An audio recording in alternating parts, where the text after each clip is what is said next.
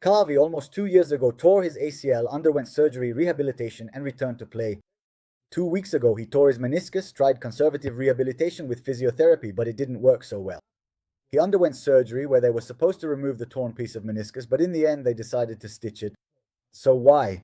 The meniscus functions as the shock absorber of the knee, and without it, over the years, the condition of the knee will worsen and the risk of additional problems increases.